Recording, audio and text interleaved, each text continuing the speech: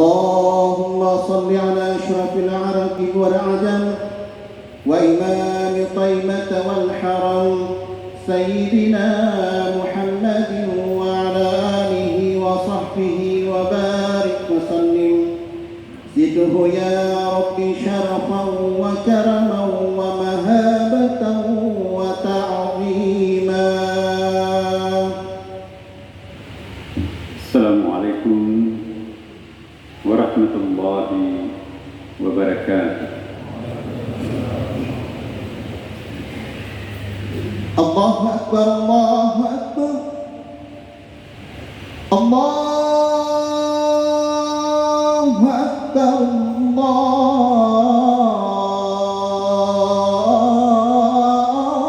الله أكبر. أشهد أن لا إله إلا الله.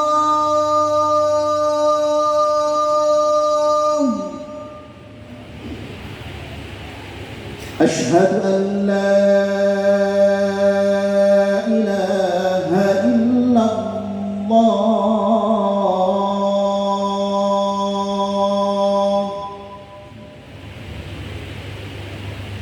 أشهد أن محمدًا رسول الله.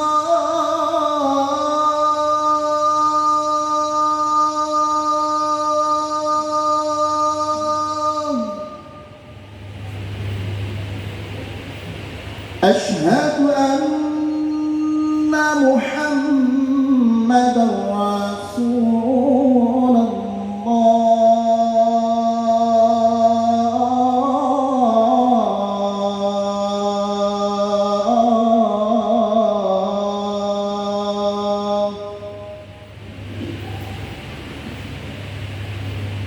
حي على الصلاة.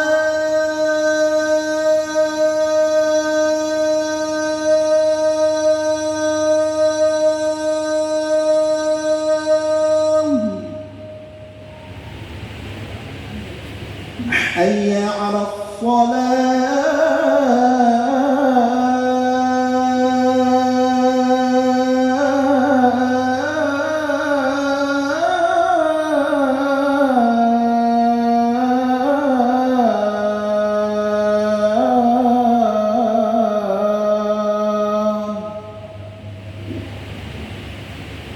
حي على الفلاح.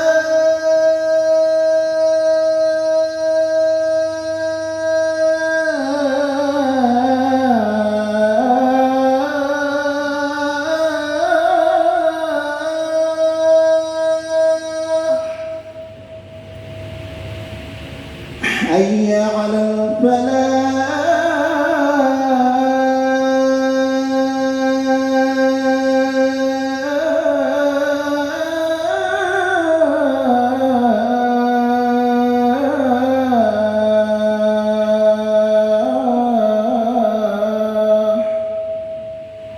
الله أكبر الله أكبر. لا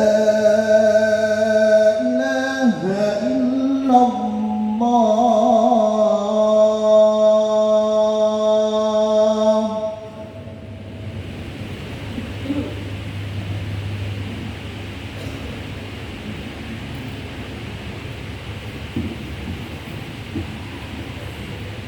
الحمد لله الذي أنزل القرآن تبيانا لكل شيء، والحمد لله القائل في كتابه العزيز: بسم الله الرحمن الرحيم، إنا نحن نزلنا الذكر وإنا له لحافظون. أشهد أن لا إله إلا الله وأشهد أن محمدا عبده ورسوله صاحب البرهان. اللهم صل وسلم على سيدنا وحبيبنا وشفيعنا ومولانا وأتباعنا وقرة أعيننا محمد صلى الله عليه وسلم. فيا عباد الله، قد قال الله سبحانه وتعالى في القرآن العظيم: أعوذ بالله من الشيطان الرجيم، بسم الله الرحمن الرحيم. يا أيها الذين آمنوا اتقوا الله حق تقاته ولا تموتن إلا وأنتم مسلمون. Hadirin jemaah Jumat yang dicintai dan senantiasa dirindukan Allah Subhanahu wa taala. Alhamdulillah, kita pantas bersyukur karena hajatan nasional kita yang dituan rumahi oleh Gubernur Provinsi Maluku Utara insya Allah sebentar lagi usai, dan insya Allah semua tugas-tugas penting dalam rangka STQ ini sudah terselesaikan. Tinggal nanti sore kita mohon kepada Allah Subhanahu wa taala semoga penutupannya berlangsung meriah dan insya Allah tenang, membahagiakan kita semua. Selawat dan taslim kita peruntukkan kepada Sang Pemberi Syafaat kita nanti. Tidak ada yang bisa memberikan syafaat selain hanya Dia. Junjungan kita Nabi Muhammad sallallahu alaihi wasallam. Hadirin, Al-Quran yang kita perlombakan sekian hari di provinsi yang diberkahi Allah Subhanahu wa taala ini, itu menandakan bahwa Quran itu memang betul-betul menyimpan keajaiban atau mukjizat. Keajaiban Al-Quran tidak bisa disembunyikan, Bapak Ibu sekalian. Saya masih ingat pada tahun 1840 baru saja usai rangkaian perang salib. Hampir semua orang Barat itu benci, sangat benci terhadap Islam. Para orientalis, profesor-profesor itu menulis kejelekan, kekejian Nabi Muhammad, bahkan Quran. Tapi ada seorang hamba Allah yang tidak bisa menyembunyikan objektivitas akademik keilmuan. Dialah seorang Profesor Thomas Carlyle, seorang ilmuwan dari Scotland, mempresentasikan idenya dianggap gila oleh para orientalis pada waktu itu. Dia menulis The Heroes of Prophet Muhammad. Dia mengatakan bahwa di antara 11 tokoh yang pernah lahir di muka bumi ini, yang terhebat itu ternyata adalah Muhammad. Marah para orientalis yang memang pada waktu itu sedang berantipati terhadap Islam. Uraian-uraiannya tidak gampang dipatahkan karena dia juga memiliki kemampuan untuk membaca sirah. Saya tidak tahu apakah dia bisa bahasa Arab, tapi bukunya itu mengutip beberapa kutipan yang sangat penting. Bagaimana mungkin seorang yang hidup di tengah padang pasir gersang tanah Arab itu, yang tidak pernah dihitung, tidak pernah diintip, tidak pernah diperhatikan oleh dua adidaya superpower yang ada di sekitarnya.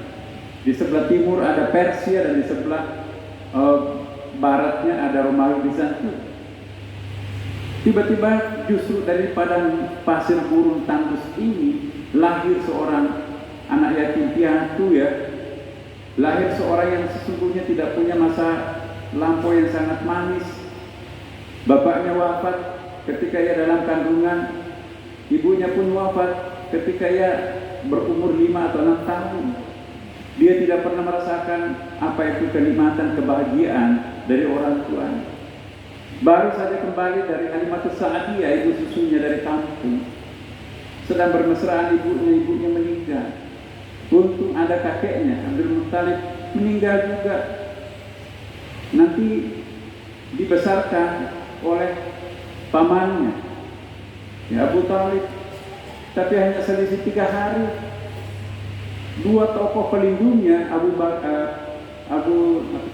Khadijah, istri tercintanya, dan Abu Talib wafat. Maka itu disebut dengan Amul Hazm, tahun kesengsaraan pada waktu itu. Tapi Al-Quran itu luar biasa, Bapak Ibu sekalian. Seperti kata Thomas Carlyle, Siapapun yang ingin memahami Islam, keunggulan Islam, pelajari Al-Quran. Pada waktu itu orang mencemooh Al-Quran. Sekarang alhamdulillah Bapak Ibu sekalian, satu persatu ilmuwan besar Barat itu memeluk agama Islam karena Al-Quran. Apa yang menarik? Tidak ada buku yang mampu menyaingi oplah penjualan Al-Quran di dunia Barat sekarang ini. Dulu ada novel sangat fenomenal di Da Vinci Code. Itu yang menceritakan bahwa Maryam atau Bunda Maryam menurut bahasa mereka itu ternyata punya suami. Makanya heboh. Karena mereka berkeyakinan kalau ternyata Maryam atau Bunda Maria itu kata mereka punya suami, gugurlah ketuhanannya Yesus. Yesus itu menjadi Tuhan karena dia lahir dari sang perawan. Kalau ternyata dia sudah punya suami, maka bagaimana posisinya Yesus itu sendiri? Maka itu yang membuat novel ini sangat fenomenal. Tapi tidak bisa mengalahkan oplah penjualan Al-Quran di Amerika. Banyak sekali ilmuwan masuk Islam, terutama dengan terbitnya bukunya profesor yang ahli matematik itu, Rashid Khalifa, Bapak. Sekian lama ada ayat dalam Al-Quran wa 'alaiha 19.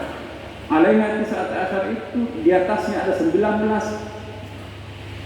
Kita lihat dalam kitab tafsir, ada yang mengatakan 19 petala langit, ada yang mengatakan 19 malaikat. Tapi kalau Rashid Khalifa itu ternyata adalah rumus komputer untuk mengukur validitasnya Al-Quran. Ternyata huruf-huruf Al-Quran itu bisa dibagi habis dengan angka 19.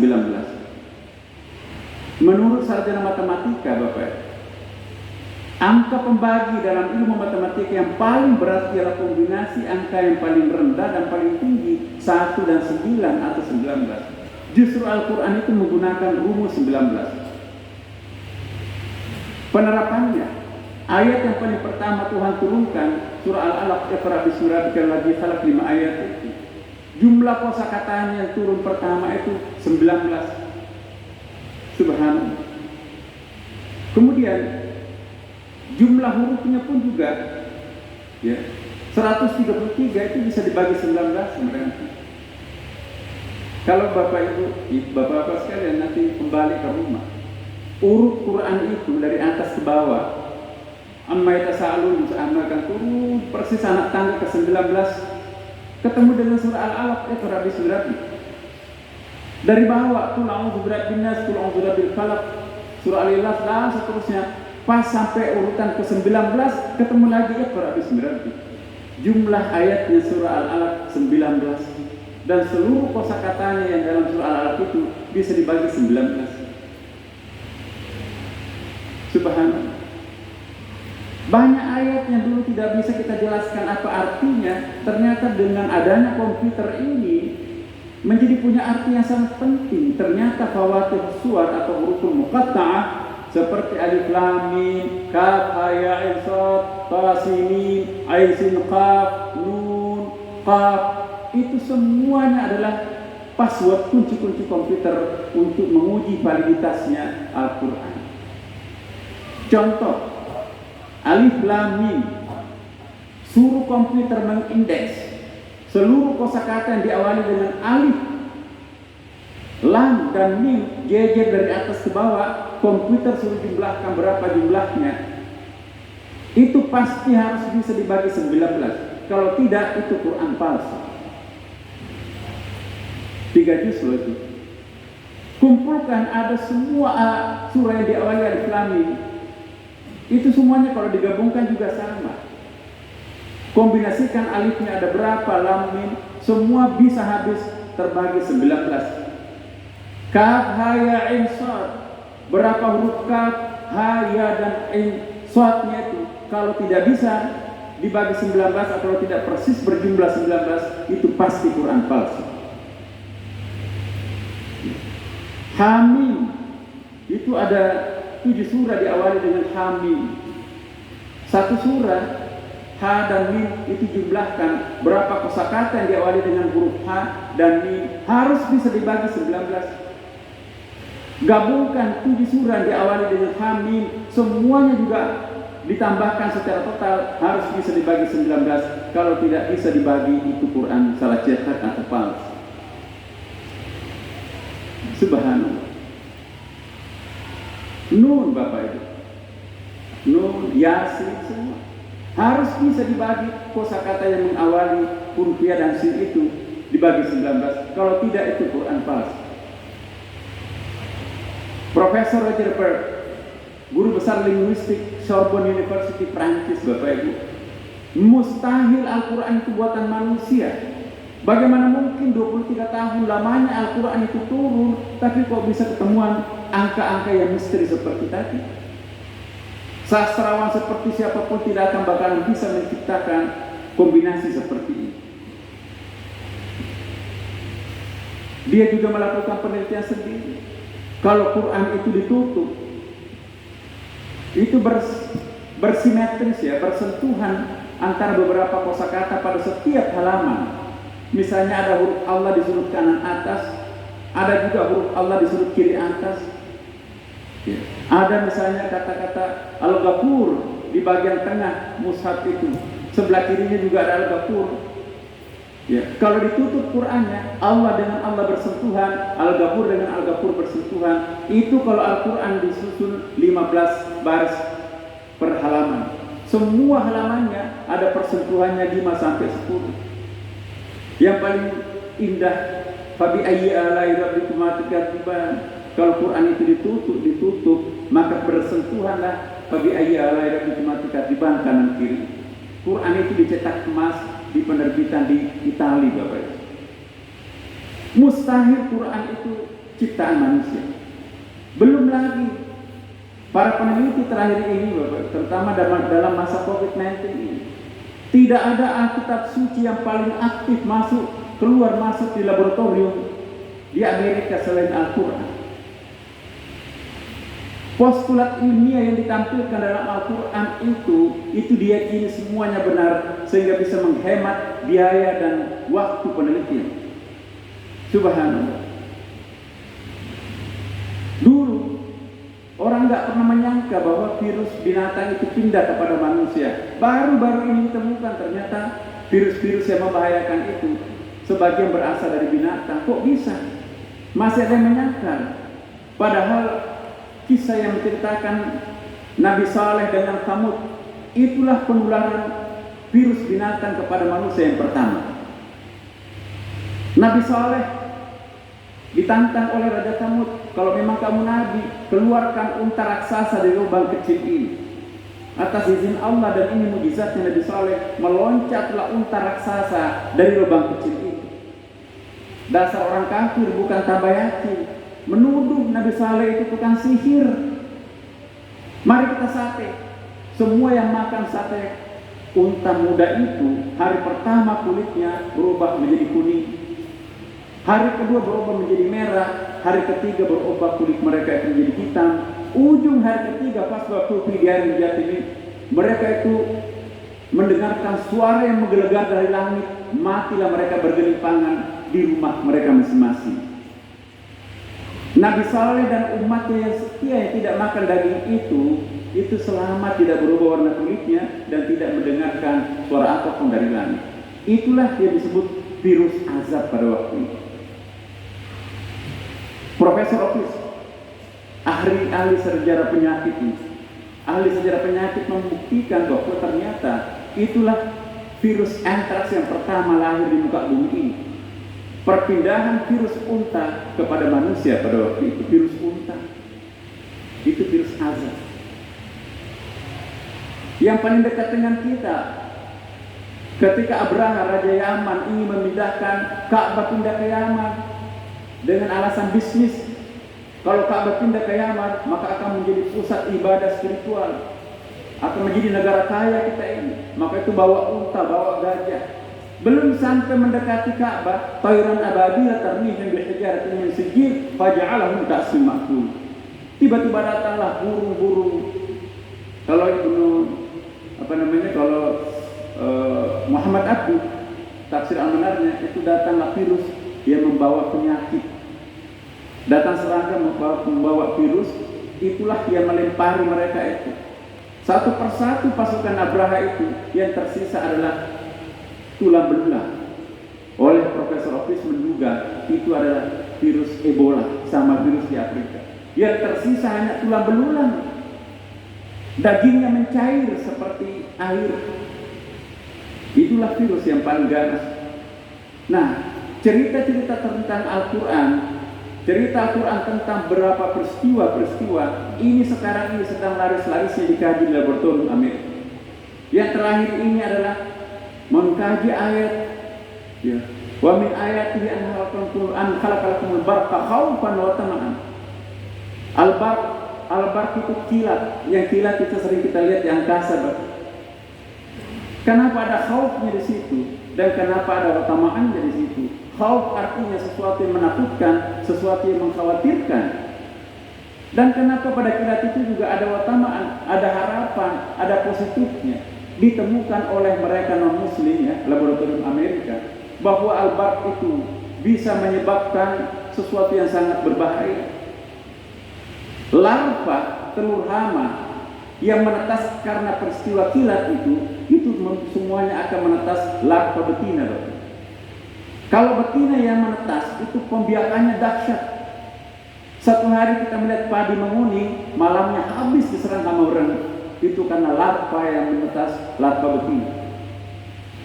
Maka itu pelajaran buat kita menjelang musim hujan seperti kita sekarang ini. Bersihkan selokan, larva-larva itu harus dimusnahkan. Semua sarang-sarang nyamuk itu harus dibersihkan. Karena kalau tidak terjadi kilat, maka larva telur hama itu nanti akan menetas betina, pembiakannya sangat dahsyat. Itu khauf. Akan tetapi juga ditemukan kebalikannya juga ada harapannya. Dalam ilmu kimia ada yang disebut dengan nitrification process itu, ya. Nitrit, sesuatu yang tadinya alam ini tidak mampu dicerna langsung, dengan adanya kilat, maka kilat itu mampu menyebabkan alam ini, tumbuh-tumbuhan ini mampu mencerna unsur-unsur kimia oksigen yang ada di alam semesta ini.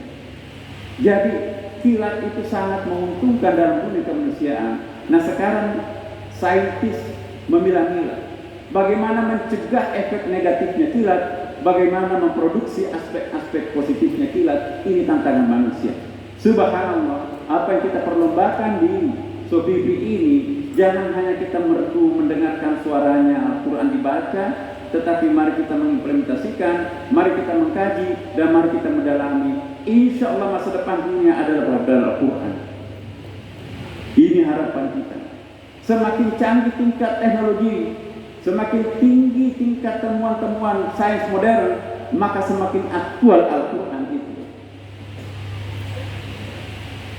Kitab suci yang tidak masuk akal, kitab suci yang ditolak oleh ilmu pengetahuan, itu akan ditinggalkan oleh para pemeluknya.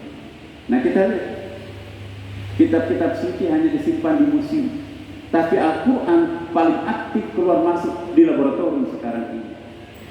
Generasi kita akan datang harus mampu berjaya dengan rahasia yang Allah turunkan sebagai kitab akhir zaman, Al-Quran Karim. Barakallahu lakum fi al-Qur'an wa nafa'ani wa iyyakum bil ayati wa dzikril hakim wa taqabbal minni wa minkum tilawatahu innahu huwas samiul basir. Allahumma shalli ala sayyidina Muhammad wa ala ali sayyidina Muhammad.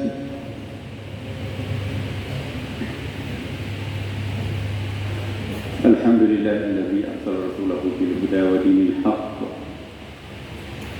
liyudhhirahu 'ala din kulli walau karihal musyrikun. Asyhadu an la ilaha illallah wa asyhadu anna Muhammadan 'abduhu wa rasuluh. Al-mab'uts ila an-nasi kaffatan basyiran wa nadhiran wa da'iyan ila Allah bi'idhnihi wa sirajan muniran. Allahumma shalli wa sallim 'ala hadzal nabiyil karim wa rasulil 'azim wa 'ala alihi wa sahbihi wa man tabi'ahum ila yaumil din. Ya ibadallah, usikum wa iyyakum bittaqwallah faqad faza al-muttaqun. Wa ahdhirukum 'anil ma'asi wa khalaqati amrihi ila qawlihi ta'ala faman 'amila salihan falinafsihi wa man asa'a 'alayha وما ربك بظلام للعبيد اللهم اغفر للمسلمين والمسلمات والمؤمنين والمؤمنات الأحياء منهم والأموات إنك سميع قريب مجيب دعوات الرحمن ربنا اغفر لنا ذنوبنا وإسرافنا في أمرنا وثبت أقدامنا وانصرنا على القوم الكافرين اللهم إنا نعوذ بك من الهزال والوباء وفيروس كورونا وسوء الأخلاق اللهم إنا نسألك سلامة في الدين وعافية في الجسد وزيادة في العلم وبركة في الرزق وتوبة قبل الموت ورحمة عند الموت ومغفرة بعد الموت اللهم هون علينا في سكرات الموت والنجاة من النار والعفو عند الحساب اللهم ربنا آتنا في الدنيا حسنة وفي الآخرة حسنة وقنا عذاب النار ويا عباد إن الله يأمر بالعدل والإحسان وإيتاء ذي القربى وينهى عن الفحشاء والمنكر والبغي يعظكم لعلكم تذكرون ولذكر الله أكبر والله يعلم ما